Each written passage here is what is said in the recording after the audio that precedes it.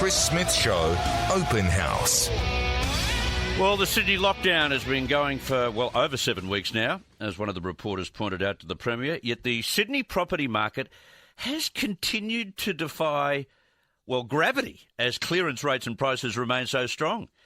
Increasingly, segments of the market are coming under pressure, though. I thought I'd get a read of where we're at, where the trend is, where the pressure is occurring. Peter O'Malley from Harris Partners is here. He's also a sponsor of the station, and he's always got his finger on the pulse on the market. And we should talk to him now because we are getting into that period where things are getting warmer. This is usually a very popular time for people to put their houses on the market. And let's try and get a feel for how the market will perform over the next 3 to 4 months. Peter O'Malley, welcome to the program. Thank you, Chris. How are you? I'm doing very, very well. Year to date, how has the market performed? According to CoreLogic, until the start of August, houses were up a whopping 21%, Chris, in Sydney, and units were up 10%, which is a phenomenal recovery from where they were late last year. So the market has been extremely resilient. So the unit market, the apartment market, has experienced a spike too. That's right. I think the gap between house prices and apartments became so wide that home buyers were inadvertently pushed across into the apartment market. What we're seeing minimal signs of distress, thankfully, in the market at the moment, Chris, but the distress that we are seeing is beginning to build in that apartment market and rental market again, yeah. Okay. How's the property market faring with everything locked down the way it is? Agents that I phoned around the city this morning have all told me a similar story. Stock levels are down, but buyer demand is not down as much. Therefore, the market is still strong. There are still more buyers than sellers active in the market, if that makes sense. Yeah. Okay. What are the best and worst performing sectors of the market at the moment?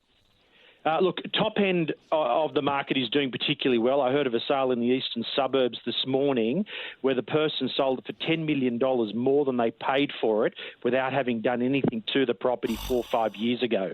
So that's symptomatic of what's happening.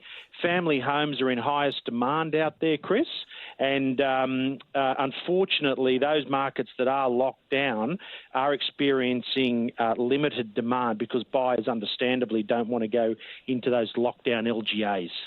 Okay, if you want to sell your home or your apartment, should you list this coming spring because it's a very popular time to do so?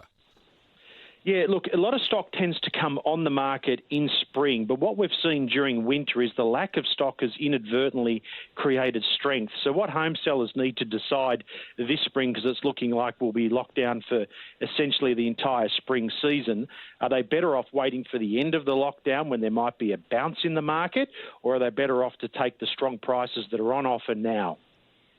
And what do you think? I think vendors are probably better off going now. There has to be economic damage that's being done underneath the surface here, Chris. We don't know what that is at the moment. So you're suggesting there will be a correction down the track? It's highly conceivable. If the government don't come forward with greater support measures, you would have to think there is going to be some sort of day of reckoning at the end of this. The current property market is defying all logic. It's probably important to note, Chris, that the share market hit a record high this week as well. So we've got record high share markets and record high property markets whilst the economy is locked down. And I think most people would agree that doesn't make sense going forward. No. The housing market boomed after the 2020 lockdown. If we have a lifting of restrictions in October because we reach 70 or maybe 80%, or say November 80%, will the same thing occur, do you think? I don't think so as last year. The great difference between last year's reprieve with the lockdown and what will happen this year, Chris, is there is not the government support or the free cash that's been pushed out into the economy to the same degree. I think we might have a relief rally coming out of the lockdown if it happens soon enough. But if it does go past September, October into November, when they unmask the economy, I think it'll be a case of seeing how much damage has been done. Yeah. There are so many sectors. I went to do an appraisal on a hairdressing firm this week, and they're just locked down for the last 7 weeks, as we know, with no hope of any income in the next 6 or 7 weeks. There's a lot of pain being pushed into the marketplace and the economy at the moment. And some hospitality venues that, you won't see them open those doors again, will you? No, we're seeing it in our local commercial strip here. The shingle, the commercial business shingles coming down and the 4 lease signs going up. It's tragic what is happening out there, and I'm sure it's being replicated right across the city. Yeah, I think you might be right. All right, that's interesting. We'll watch with great interest. Good on you, Peter. Much appreciated. Have a good week. You too. Thanks, Chris. All right, Peter O'Malley from Harris Partners. Interesting, isn't it?